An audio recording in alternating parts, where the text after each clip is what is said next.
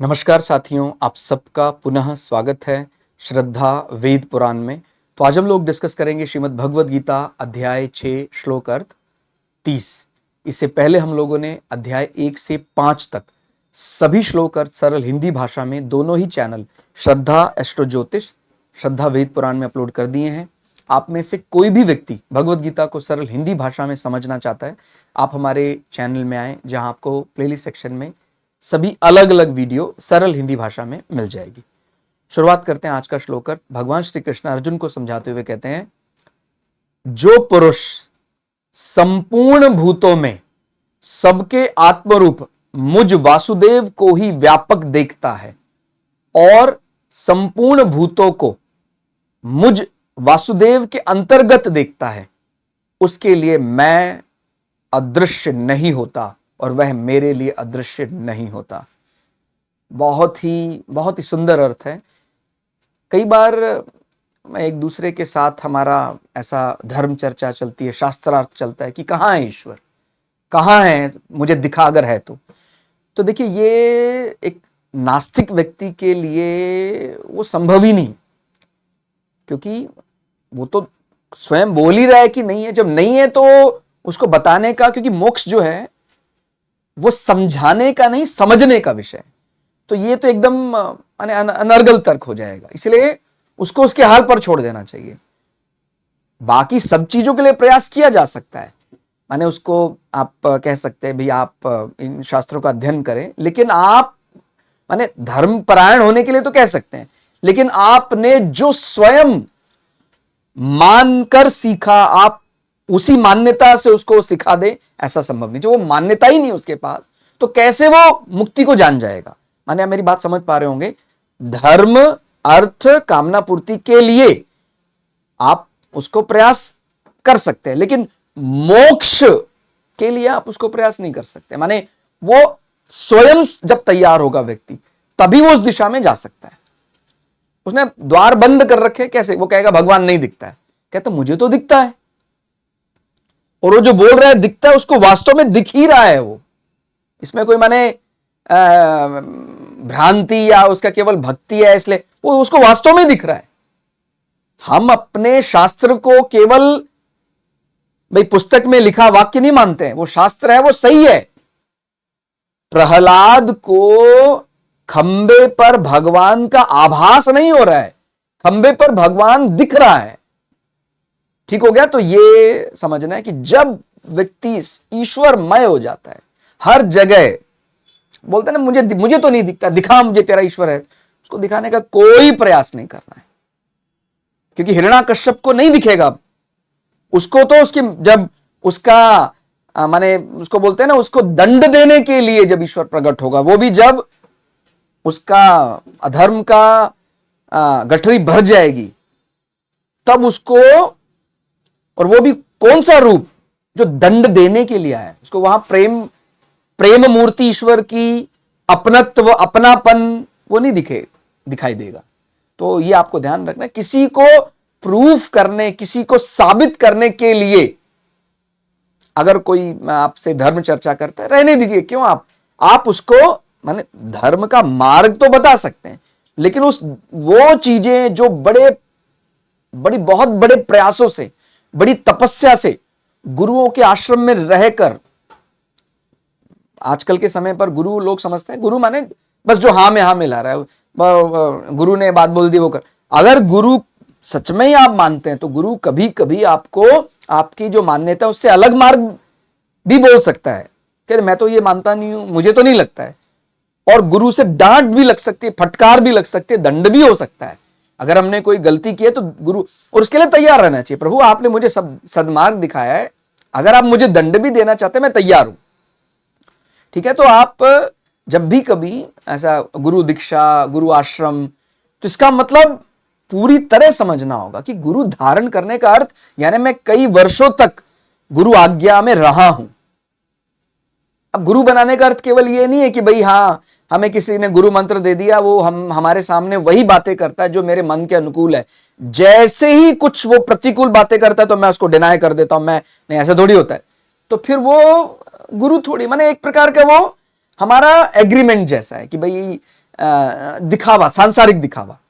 मैं आपको गुरु मानूंगा, आप वही बात बताना जो मुझे तर्क संगत लगे। अरे गुरु तो वो चीज सिखा सकता है जो हमारे तर्क के दायरे से परे है। अगर आप सीखना ही नहीं चाहते तो फिर वो कैसे सिखा सकता है? इसलिए कई बार गुरु से आपको ऐसी बातें सुनने को भी मिलेंगी जिसको सुनकर आपका संतुलन भी बिगड़ सकता है कि यार ये तो मेरे दिमाग में फिट ही नहीं हो रहा है। संसार को तो हमने हमेशा अर्थ और कामना पूर्ति, माने मेरी जो लौकिक बुद्धि यदि है तो मैं केवल अर्थ और कामना पूर्ति तक रखूंगा। अगर मेरा गुरु कल्याण चाहता है तो मुझे धर्म का वो मार्ग दिखाएगा, हालांकि करना मुझे ही पड़ेगा, लेकिन वो मार्ग दिखाएगा धर्म का जो आगे मुझे मुक्ति तक ले जा सकता है। तो गुरु हमें बताएगा कि भाई ये इस प्रकार से संसार जो है वो आपको एक छोड़ना पड़ेगा। पुत्र मोह है, आपको स्त्री का मोह है, धन का मोह है। तो हो सकता है शुरुआत में जो आप कहते हो कि आपकी सांसारिक बुद्धि या प्रैक्टिकल बुद्धि उस अर्थ को ग्रहण ही नहीं करेगी, तो आप कहेंगे ये क्या बोल रहे हैं गुरु जी, समझ में नहीं आ रहा है। बिल्कुल ऐसा लग सकता है, लेकिन अगर आपने उसको सच में गुरु मान लिया है तो तैयार रहिए। मेरी बुद्धि ग्रहण नहीं कर रही है, लेकिन आपने बोला है तो सही है, ठीक हो गया, मैं उसका प्रयास करूंगा, मैं बार बार उसको स्वीकार करूंगा। तो ये आप समझिए, मुक्ति को, परमात्मा को हमें स्वीकार करना पड़ेगा। कोई क्या बोल रहा है, अगर मैं उसको केवल ऐसा माने मैं उसको जानने लग गया हूं, मैं मानता नहीं हूं उसको, ठीक है। भाई बोलता है कण कण में ईश्वर रहता है, मैं ये वाक्य सब जानते हैं, लेकिन वो मानता ही नहीं है। तो क्या वो उसको ईश्वर कण में दिखाई देगा क्या, जैसे प्रहलाद को दिखाई दिया?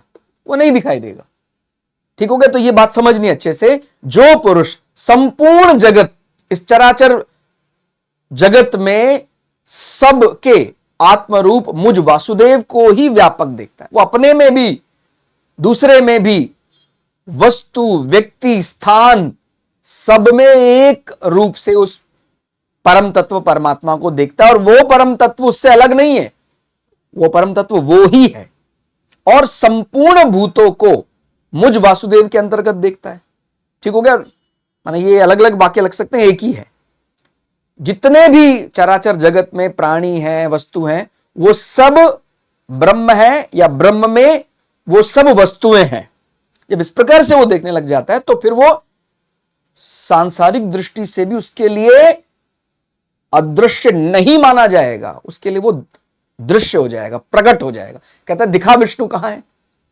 अरे विष्णु तो दिखाई देने के लिए तैयार ही है। जैसे हम बोलते हैं ना कि हमारे स्वरूप पर नहीं पर्दा है, हमने पर्दा बनाया है वो केवल संसार के साथ जुड़ने के कारण।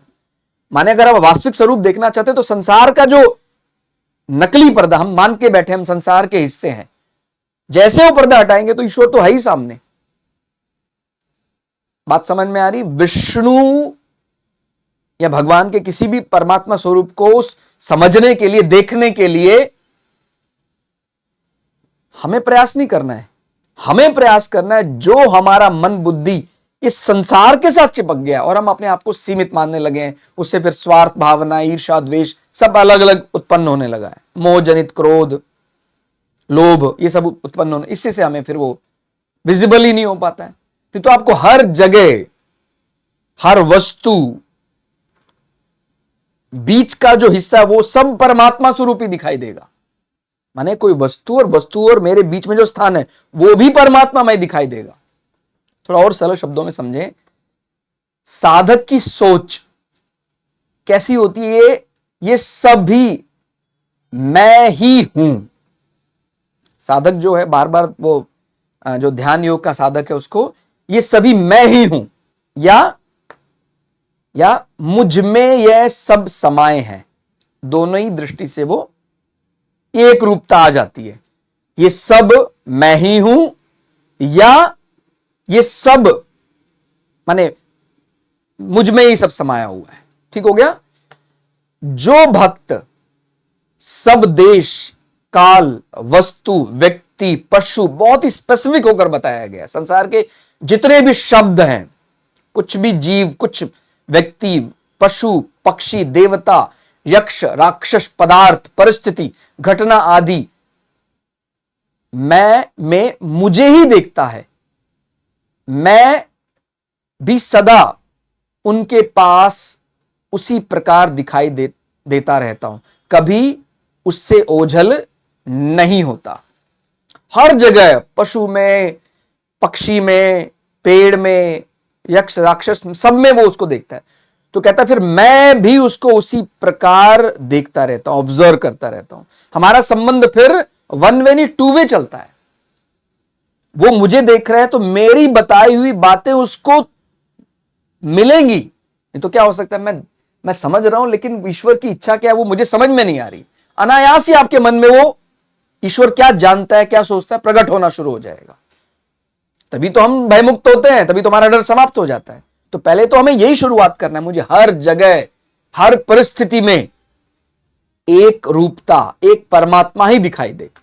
दूसरे शब्दों में कहें, जब हम उसे हर स्थान में देखने लग जाएंगे तो वह भी हमें हर स्थान में देखने लग जाएगा। कितनी बड़ी बात है, हम उसको देख रहे हैं, वो भी हमें देख रहा है, और ये हमको महसूस होगा कि ये टू वे है। मैं बिल्कुल इस बात को समझ रहा हूं, प्रभु मुझे ऑब्जर्व कर रहा है, मुझे देख रहा है। मैं मंदिर में भगवान के दर्शन करने जाता हूं, मैं भगवान से मिलने जाता हूं, भगवान भी जरूर ये विचार करता हो कि भक्त मुझसे मिलने आए। ये किसको महसूस हो रहा है? जो हर जगह उस परमात्मा को देखने लग गया है। ठीक हो गया?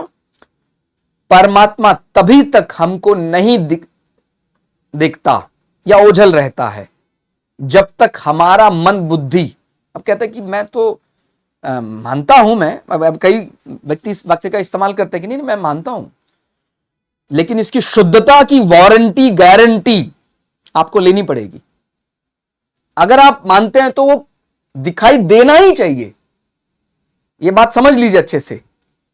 ये माने मुझे दिखाई दे रहा है, मैं इसकी बात नहीं कर रहा हूं, लेकिन अगर आप 100% आपकी मन बुद्धि स्वीकार कर चुके हैं कि जो है वो ईश्वर ही है, तो ओझल ही नहीं हो सकता है, वो तो रहेगा, सामने प्रकट हो जाएगा। जो व्यक्ति कह रहा है मैं धर्मपरायण हूं फिर भी दिखता नहीं, इसका मतलब अभी कमी है, हम नहीं मान रहे हैं उसको। जैसा स्वरूप है वैसा हम नहीं मान पा रहे हैं। हमारे मन में अभी भी लेश मात्र है। ठीक हो गया? मैं, मेरापन, ईर्ष्या, द्वेष, मोह, क्रोध, ये है, इसलिए वो सामने नहीं दिखाई दे रहा है। लेकिन जब सब कुछ एक ही हो जाता है, ईश्वरमय हो जाता है, तो विजिबल आंखों से भी दिखाई देने लगे। जब तक हमारा मन बुद्धि 100% संसार को परमात्मा स्वरूप नहीं स्वीकार करता, तब तक वो तो कैसे दिखाई दे सकता है? जैसे ही हमारा मन बुद्धि 100%, ये जो शब्द है इसका बड़ा सोच समझकर इस्तेमाल करना है, क्योंकि आप 100% मान रहे हैं कि नहीं मान रहे हैं ये तो केवल आप ही जानते हैं। कहते नहीं मैं मानता हूं लेकिन थोड़ा डाउट तो रहता ही है। अगर डाउट रहता फिर कैसे? 100% का मतलब प्रभु मैंने अब कल का मुझे पता नहीं क्या होने वाला है। 100% का मतलब 100%। ठीक हो गया? जब ऐसा अटूट विश्वास हो जाता है तो वो तो प्रकट है ही वो सामने। ठीक है? परमात्मा मान लेता है, परमात्मा हमारे सामने जीवंत रूप में प्रकट हो जाता है। ठीक हो? तो जब तक ये माया के अलग अलग प्रकार के कह सकते हैं हमने पर्दे बनाए हुए हैं, तो वो ओझल रहता है, धुंधला धुंधला, बीच बीच में प्रकट भी हो जाता है। लेकिन जब वो माया के पर्दे हट जाते हैं तो फिर वो स्पष्ट हो जाता है कि अरे ये मैं मानता हूं नहीं है, वो वास्तव में ही है। वो वास्तव में ही है। ठीक हो गया? जैसे मैं बोला कि कोई व्यक्ति जो है एक वाक्य को किसी ने पढ़ा दिया है, उसको ये वाक्य वो जानता है, लेकिन अब वो उसको मानने लग गया है। मानने के बाद भी एक ऊपर हो सकता है कि वो मानना नहीं, वो तो है ही वो, कि मैं अभी तक केवल मान रहा था कि उस जीव में परमात्मा है, लेकिन वो है ही, वो परमात्मा ही है वो। ये भी उसको स्पष्ट हो जाता है जब हम ये प्रैक्टिस 100% मन बुद्धि के साथ शुरू कर देते हैं। माने वहां पर कमी नहीं रहनी चाहिए फिर, और ये कमी कोई और समझे ना समझे, जो कर रहा है वो तो जानता ही है ना। अगर मैं कह रहा हूं कि इस वस्तु में ईश्वर है, क्योंकि वहां जड़ चेतन सब एक ही फिर माना जाता है, है तो फिर यहां 100% वारंटी गारंटी किसको लेनी पड़ेगी? मुझे। तो यहां वो प्रकट ही हो जाएगा। ठीक हो गया? तो ये गारंटी वारंटी कोई और नहीं ले सकता है। अपनी गारंटी वारंटी अपने को ही लेनी पड़ेगी। तो 100% शब्द का इस्तेमाल बहुत सोच विचार कर करना है। हो सकता है मैं मानता हूं, थोड़ा थोड़ा मानता हूं, 20%, 10%, बस इतने में ही मैं समझ रहा हूं ईश्वर प्रकट क्यों नहीं हो रहा है। मुझे ऐसा अनुभव क्यों नहीं होता है जैसे वो मुझसे वार्तालाप करे। बड़े बड़े साधकों के बारे में आपने उनकी जीवनी पढ़ी होगी कि उनको ईश्वर उनके साथ जैसे संवाद कर रहा है, उनको बता रहा है अब अगला क्या करना है। तो ऐसा होता है, हमारे साथ भी हो सकता है। प्रश्न यह है हमने कितना उसको माना है। क्या हमने उसको सच में 90-100 मान लिया है? अगर हमने उसको बिल्कुल वो है तो उसका साथ मेरा संवाद होगा। मैं बोलूंगा वो सुनेगा, वो बोलेंगे मैं सुनूंगा। तो ये इस प्रकार संवाद चलने लग जाता है। और अगर जब इस प्रकार संवाद चलने लग गया है तो अब हम मुक्ति के बहुत नजदीक हैं। तो सभी माने सुनने में ये जब तक हमारी, क्योंकि हमारी सांसारिक बुद्धि है, सुनने में अटपटा लग सकता है, लेकिन आप समझ ही रहे हमारा वास्तविक लक्ष्य, अभी मैं संसार में अर्थोपार्जन कर रहा हूं या कामना मूर्ति में लग गया हूं, इससे मेरा वास्तविक लक्ष्य भटक थोड़ी सकता है। वास्तविक लक्ष्य तो मेरा वही था, शुरू से वही था, मैं मुक्ति के लिए आया था। अब पता लगा मैं अर्थ और कामना पूर्ति लिए लिए ही मर गया, तो फिर क्या होगा? बार बार वही साइकिल रिपीट होता जाएगा। लेकिन मैं अपने वास्तविक लक्ष्य को पहचान गया। मेरे लिए शरीर है तो उसके लिए पोषण करने के लिए थोड़ा अर्थ मैंने बचा लिया था, कामना पूर्ति भी मैंने कर ली, लेकिन मैं भूला नहीं मेरा लक्ष्य क्या है।